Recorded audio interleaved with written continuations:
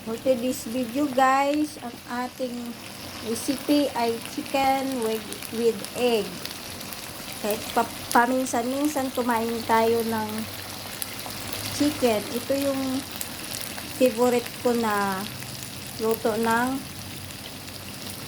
chicken. Yung lumalabas na yung kanyang mantika. Masarap ito guys dahil nilagyan ko ito ng Sprite.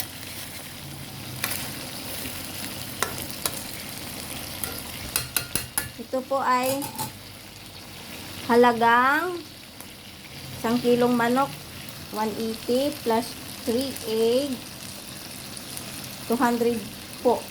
210 po lahat. Ayun lang guys. Bye!